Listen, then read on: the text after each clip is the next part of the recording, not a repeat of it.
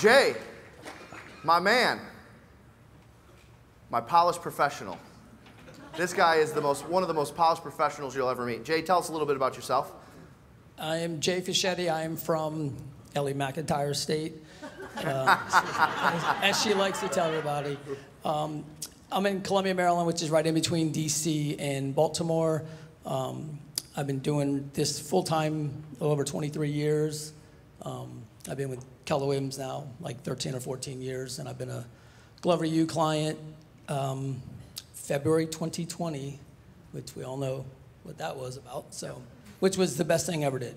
Yeah, well, thank you for saying that. You've been through quite a few programs. They had them up on the screen. They can probably throw them up there again. Let me count. One-on-one client since 2020, listing mastery graduate, salesperson to CEO graduate, sales rocket, the in-person sales rocket, and then systems of real estate. So when you think of the programs that you've gone through, why is it that in addition to one-on-one, because we have a lot of great one-on-one clients in the room that say, well, you know, I don't really need a program if I'm already at the premier level, if I'm already in their one-on-one coaching, why would you take programs in addition to the one-on-one coaching? Great question. I realized I need to go back and still do that stuff. And for years, doing it for a while, you just kind of feel, hey, you know it, you don't necessarily need the scripts and practice and all that stuff. And you see other people around here and people like Connor who in a couple years, they're just killing it. So you realize, hey, we got an agent in our office who's a couple years in the business and he's killing it. And I remember someone mentioned, like, those are the kind of people you have to watch out for. So look, Glover, you changed my trajectory. Do you know why that is? That's actually not us. And actually, you both have this in common. You actually remind me, Connor, a lot of Jay. You're both very coachable. You accept things with blind faith and just say, hey, if I'm paying for this and you tell me to do it, I'm going to do it. You don't question it. You don't try to manipulate it. You don't try to do it a different way. You just do it. And that's a big part of, and I know Kate Simon talks a lot about this, like, hey, yes, we have our part as coaches in this process, but you also have to show up as a willing client. And that's one thing I know about both of you, especially you, Jay, because we've been in business together longer.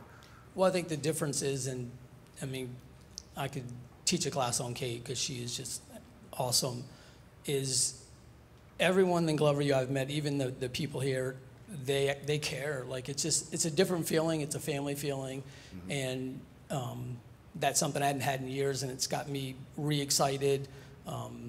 Even I had a conversation with Greg Erlinger last year, and just I was picking his brain about what is he's being successful, and he says he likes to surround himself with givers, and that's kind of our culture. I got Nick here, our top agent on our team, and we're trying to build a culture that we care, and that's what I feel about Glover U. It's like, and you see it and I hear it, it's not about the money with you guys, and it's the relationships, and you guys just care. Like, it's crazy. I mean, when we met in Dallas, when I reached out to you, and again, I've told this before, but you responded to me on Facebook, and I literally was like, well, there's no way it's actually Jeff. You gave me your number. You called me and said, hey, can we meet at Family Reunion Dallas? That was 2020 for 15 minutes. And 5 minutes in, like, I was sold. I didn't even care at my previous coaching client contract. If I couldn't get out of it, I was just going to eat that cost. Fortunately, I was able to get out of it. And I still look back. Someone brought it up the other day, and I'm sure because we all have never been through what happened in COVID, but you got us on those webinars, and you got us through it, which solidified best decision I made when you were just like, here's what we're going to do.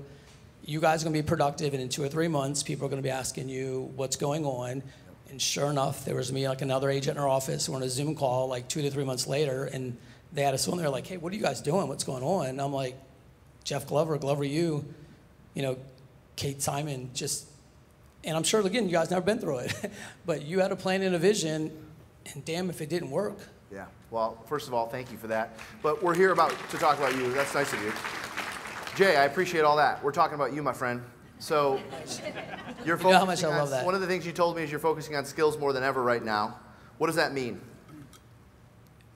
The theme you've been saying, and Kate's been drilling in my head, we are now in a skills market. Yep. So like what we were doing before, and like, look, full disclosure, we're probably going to be a little short of our goals.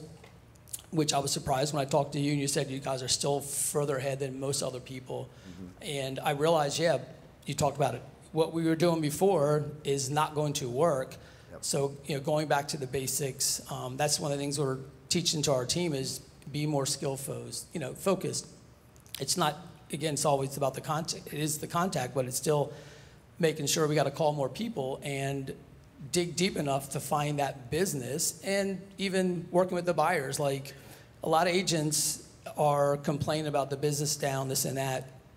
Yet you look and there's still agents like Connor and everyone else up here that are still doing well and closing deal. I mean, every other day, Holly and Ralph, my Facebook feed just blows up with their sales. So something's working, and you've got to figure it out. That's the bottom line. Yep.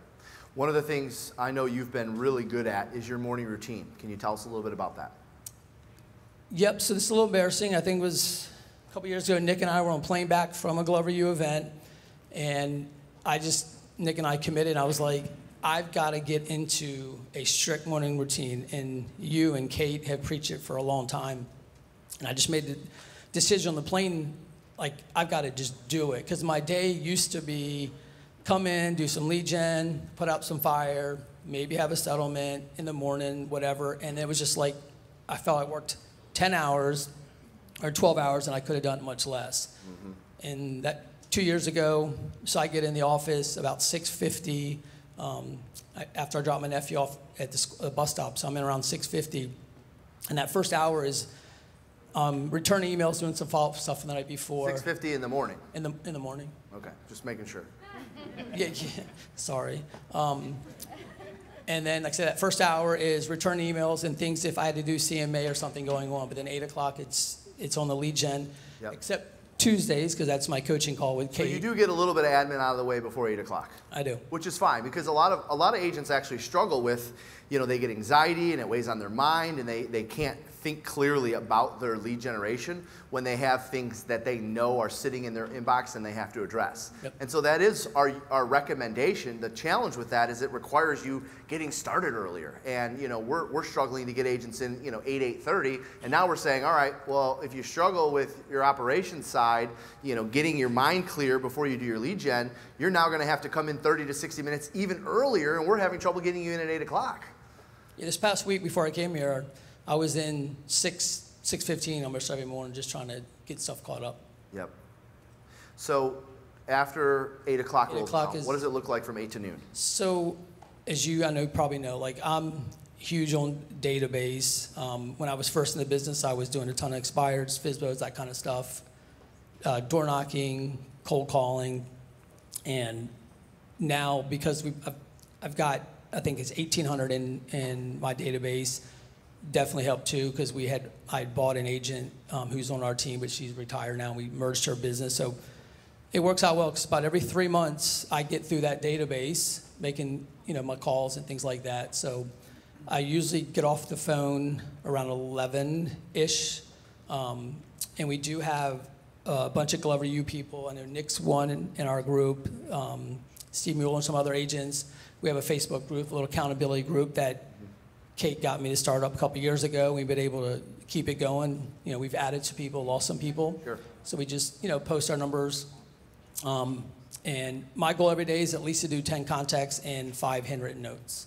10 contacts, 5 written notes. Mm-hmm. All right, that's good. I mean, by the way, that's not a difficult thing. That probably takes you 90 minutes. About 10. I mean, my problem sometimes is I will talk a little bit more for the clients. Sometimes I'm run behind. I will text them instead. Make sure I get a contact. It's easier for me to not carry on that conversation. I know you said you get a decent amount of business from current clients. What does that look like? How do you get business from current clients? That's a great question. For a while, and I don't know why we all know this, like the best time to get business is during the transaction and all that stuff. And why is that? You always say that honeymoon's over pretty quickly, and I had the mindset of like, well, the honeymoon's over quickly, I'm not going after it. But I decided... Well, because their confidence in you is at the highest point right after they sign a contract with you. Yep. Their confidence in you is at another high point after their sale goes pending. Their confidence in you is at a high point after the transaction closes. So you really have 3 opportunities, whether it's in the beginning, the middle, or the end, to ask for business when their confidence in you is at a high point. Yep. And this is where Kate's done a really good job. I mean, I don't know if she's even out there, just getting my mindset right, because I would still think if I'm selling Connor a house, I'm going to be salesy, I'm just commission breath. Oh, by the way, who do you know? So I did not do that. Like, I would have no problem calling you after I sold you the house or listed the house. And now I've started doing more of that and say, no, like, this is the time they're most excited or more likely and top of mind what you focus on, expand. So been asking more here, and we're going back 4 months, this last 3 or 4 months now, asking for the business during that transaction. So how do you ask for it? Just ask them. I've changed my scripts a little bit. I stole this from Nick Waldner a couple years ago. He probably stole it from you, but just steals a lot from us. Yeah. We're good. I love Nick. Yeah. Well, it's just hey, Connor, during this transaction, we find that you're going to know 2 or 3 people that are looking to buy or sell real estate, and when it's all said and done, you're going to be able to refer those people to me. And if you don't, if I get your permission, I want to know maybe what I did wrong that you didn't feel comfortable referring those people to me. Got it. So you're holding your service to a standard. And if your service is a great standard, then they're going to be talking to people about real estate. So, hey, keep me in mind. Correct. Got it. So current client referrals. Love that. Mm-hmm. Talk to us about one thing that I've always admired about your business is your presentation skills. You've been through all of the programs, so I know you've been working on your presentation. Mm-hmm. When you hear me talk on stage about presentation, what goes through your mind with your particular presentation? So I mentioned on the call, like, I scrapped all my old presentations and everything now. The buyer consultation, the listing presentation is what you did through, teaching us through the different classes. So one of the things I used to struggle with, and the presentation has helped me, is to listen better and understand better. And I think it goes hand in hand with we're in that skills-based market. Mm-hmm. And sometimes, full disclosure, my goal is 100% of the time, but 99.5% of the time I'm doing the script regardless of who it is. Yep. And the times that I struggle, and I remember asking you last year one of the classes, I was doing very well with the listing presentation. I was not doing the pre-qual script. I was having our operations manager, Brandy, who was just phenomenal, yep. Call, and you actually told me, I asked you about it on one of the breaks, and you're like, listen, if you're absolutely not going to do it, it's better to do it, but you need to do it yourself. Yeah. And that's helped out tremendously by going through. And I'll be honest, when I first started doing it, I wasn't asking every question on the script. Yep. And it was just uncomfortable. And they, talk about it, we got to get more comfortable being uncomfortable. So yep. That pre-listing script has been amazing, because a lot of times I was finding out, and Kate and I have talked about this, I'd go on an appointment, I meet with Connor, and it was not really, I took it as a listing appointment, it really wasn't. And I realized, no, I can get all that out of the way in the pre-listing script. Yep, makes sense. Last thing I want to ask you about is your mindset.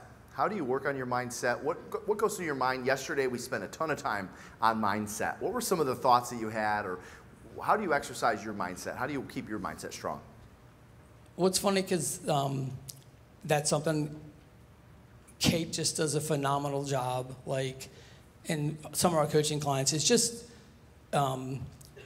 getting me back on track and not, as a giver, I tend to give too much and I don't say no enough. And that's something that Kate constantly is like saying, you got to say no more, you got to say no more. She's good at that. Yeah, and well, they talked about the 5-minute rule. Was that today or yesterday? It all blends together. Yep. Not hanging on to a thought for more than 5 minutes. Get over it. I've always been a mindset person. Even on my computer screen, I've got mindset is everything. Yep. And there's days where you let it affect you. We try to have our team a culture of just, don't bring the negativity in. Yep.